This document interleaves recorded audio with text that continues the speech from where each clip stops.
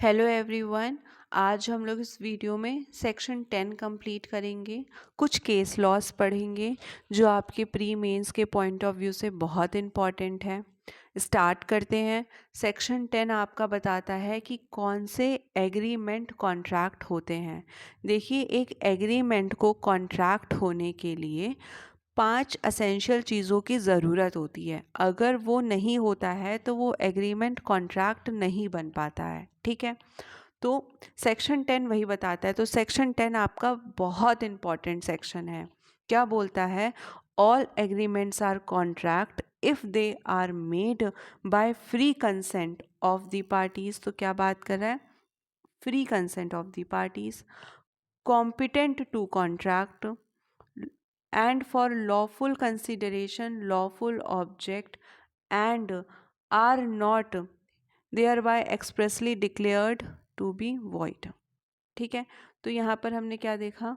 ये रहा आपका पहला एसेंशियल कि फ्री कंसेंट होना चाहिए, पार्टी की स्वतंत्र सहमति होनी चाहिए। दूसरा essential, party competent to contract होनी चाहिए, सक्षम होनी चाहिए। तीसरा, जो कंसिडरेशन है कॉन्ट्रैक्ट का वो लॉफुल होना चाहिए। चौथा, जो ऑब्जेक्ट है वो भी लॉफुल होना चाहिए। और पांचवा, एक्सप्रेसली वॉइड, शून्य नहीं घोषित होना चाहिए। ठीक है, तो ऐसा जो भी एग्रीमेंट होगा वो आपका कॉन्ट्रैक्ट बन जाएगा। आई होप आपको इतनी सी बात समझ में आई होगी। फ्री कंसेंट आपका कहाँ दिया है? तो फ्री कंसेंट आपका सेक्शन 14 में दिया हुआ है। पार्टी कॉम्पिटेंट टू कॉन्ट्रैक्ट कहाँ दिया है? तो ये आपका सेक्शन 12 बात करता है। Lawful consideration and lawful object कहाँ दिया है? ये आपका सेक्शन 23 में दिया हुआ है।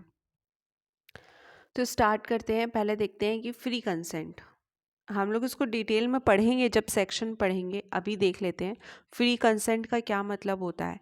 तो देखिए, दो पार्टी हैं, ए है और बी है। ठीक है, अब ए ने बी को कोई ऑफ़र दिया तो जो बी की सहमति है ना ऑफ़र पर, वो फ्री होनी चाहिए। वो कैसी होनी चाहिए? स्वतंत्र होनी चाहिए। बी की सहमति कोई भी ज़बरदस्ती दबाव के अंदर नहीं होनी चाहिए। किसी भी तरीके का कोर्जन नहीं होना चाहिए, अनड्यू इन्फ्लुएंस नहीं होना चाहिए, फ्रॉड नहीं होना चाहिए, बी के साथ कोई मिसरिप्रेजेंटेशन नहीं होना चाहिए, कोई मिस्टेक नहीं होनी चाहिए। ठीक है, जब ये सब चीज़ें नहीं होंगी और उसके बाद भी सहमति देगा तो वो कैसा सहमति हो जाएगा? वो फ्री कंसेंट हो जाएगी, स्वतंत्र सहमति हो जाएगी। और ऐसी ही सहमति की आवश्यकता होती है एक एग्रीमेंट में, एक एग्रीमेंट को कॉन्ट्रैक्ट बनाने के लिए। ठीक है, दूसरा कह रहा है जो पार्टीज़ हैं वो कॉम्पिटेंट टू दी कॉन्ट्रैक्ट होनी चाहिए। पार्टीज़ कैसी होनी चाहिए? ए और बी कैसे होने चाहिए? कॉम्पिटेंट होने चाहिए। जैसे कि दोनों पार्टी क्या होना चाहिए? मेजर होना चाहिए, 18 साल से ऊपर होना चाहिए, है ना। पार्टी कैसी होनी चाहिए? साउंड माइंड की पार्टी होनी चाहिए। पार्टी और कैसी होनी चाहिए? लॉ के द्वारा डिसक्वालीफाइड नहीं होनी चाहिए कोई भी कॉन्ट्रैक्ट करने के लिए। ठीक है, तो ये ऐसी पार्टी होनी चाहिए। कहाँ दिया है? आपका सेक्शन 12 में दिया हुआ है। तो मेजर पार्टी होनी चाहिए। और अगर 18 साल से कम की पार्टी है और उसके साथ कोई एग्रीमेंट कर लिया है तो वो एग्रीमेंट वॉइड एब इनिशियो होगा, वो बिल्कुल शून्य होगा, उसे कोर्ट में एनफोर्स नहीं करवाया जा सकता होगा। और इसका सबसे इम्पॉर्टेंट केस कौन सा है? तो आपने केस का नाम सुना होगा, मोहरी बीबी वर्सेस दामोदर दास का केस है, बहुत इम्पॉर्टेंट है। तो जब 18 साल से कम उम्र के इंसान के साथ कोई भी कॉन्ट्रैक्ट नहीं हो सकता है, अगर किया जाता है तो वो एग्रीमेंट कॉन्ट्रैक्ट नहीं बनेगा। नेक्स्ट पॉइंट है आपका जो कंसिडरेशन है वो लॉफुल होना चाहिए। अब इसको एक एग्जाम्पल से समझते हैं, कभी नहीं भूलेंगे आप, और ये आपके प्री में पूछा हुआ सवाल भी है। ए क्या करता है? ए बी को कहता है कि तुम मुझे अगर पैसे दोगे, सपोज़ 1 लाख रुपए दोगे, तो मैं तुमको क्या करूँगा? गवर्नमेंट जॉब दिला दूँगा। ठीक है, गवर्नमेंट जॉब दिला दूंगा। तो यहाँ पर ये जो कंसिडरेशन है ये क्या हो गया, ये अनलॉफुल हो गया। तो ऐसा कंसिडरेशन नहीं होना चाहिए जो कि अनलॉफुल है। नेक्स्ट पॉइंट है कि जो ऑब्जेक्ट है ना वो भी लॉफुल होना चाहिए। अब ऑब्जेक्ट लॉफुल कैसे है, जैसे ए ने बी को क्या किया, ए ने बी को पैसे दिए, ठीक है, और बी ने ए को क्या दिया, एक फ्लैट दिया, ठीक है।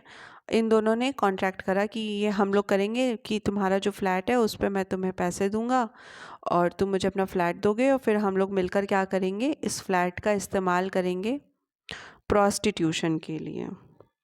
तो ऐसा एग्रीमेंट इन लोगों ने किया। अब क्या जो इस एग्रीमेंट का उद्देश्य है वो लॉफुल है, नहीं है, तो ऐसा भी नहीं होना चाहिए। अगर ऐसा होता है तब भी एक एग्रीमेंट कॉन्ट्रैक्ट नहीं बनता है। लास्ट पॉइंट क्या कहता है, are not hereby expressly declared to be void. तो कोई ऐसा एग्रीमेंट नहीं किया जाएगा जिसको एक्सप्रेसली शून्य घोषित किया गया है, ठीक है। तो ये हमने देखे कि हमारे 5 असेंशियल्स क्या होते हैं।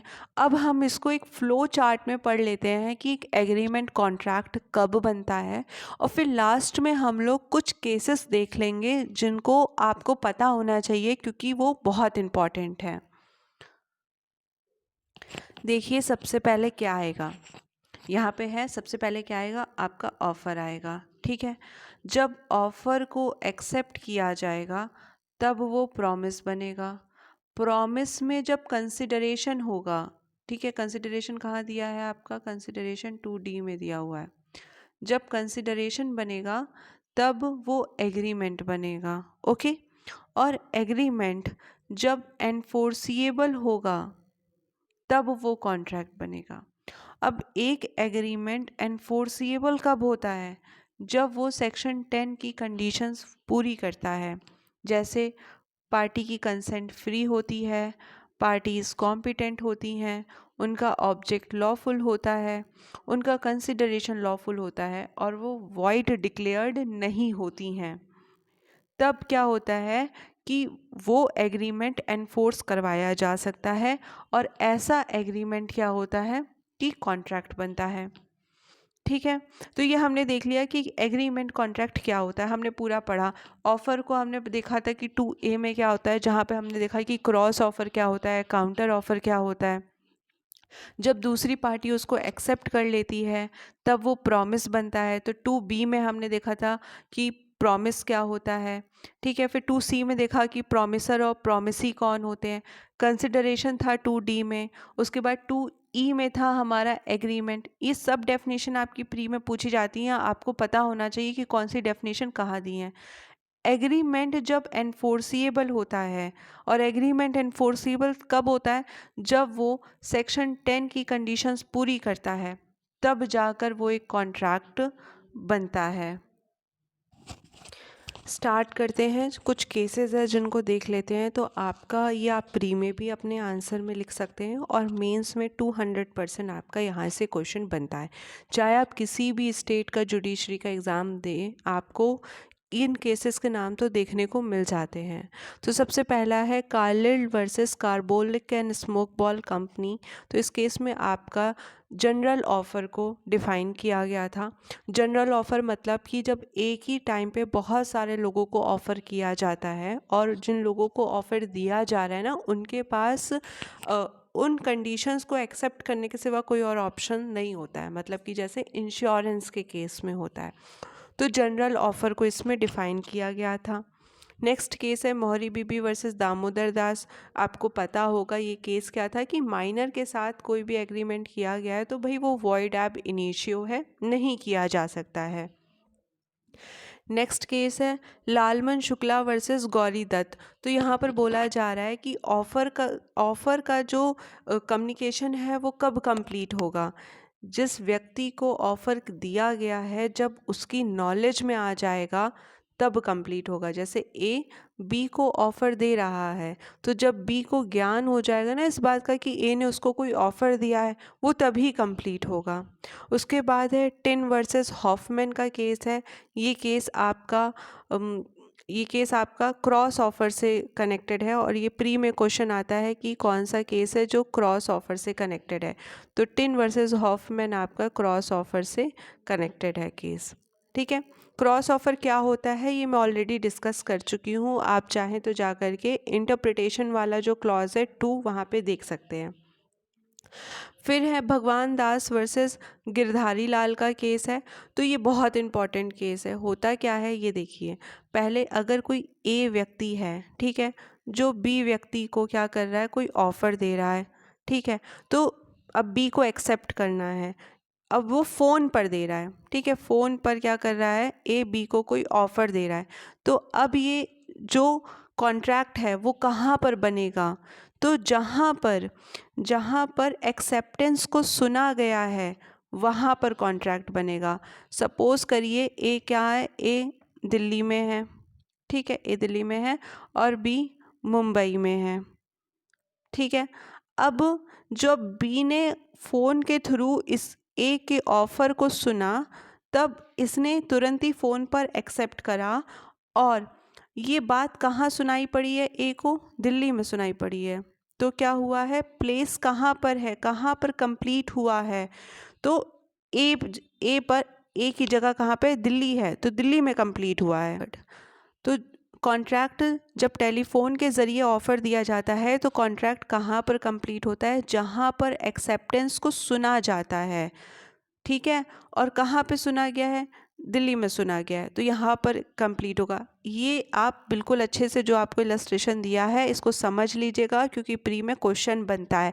आपसे या तो केस का नाम पूछ लेंगे या फिर आपको सिचुएशन देकर पूछ लेंगे और वहाँ पर एक ऑप्शन लिख देंगे कि जहाँ पर एक्सेप्टेंस करी गई है वहाँ पर कंप्लीट होता है, नहीं, जहाँ पर एक्सेप्टेंस करी गई है वहाँ पर नहीं कंप्लीट होता है, जहाँ पर ऑफ़र की एक्सेप्टेंस को सुना गया है वहाँ पर कंप्लीट होता है। तो आपको याद रखना है। आई होप आपका ये सेशन हेल्पफुल रहा होगा। वीडियो को लाइक शेयर सब्सक्राइब ज़रूर करिएगा। Thank you.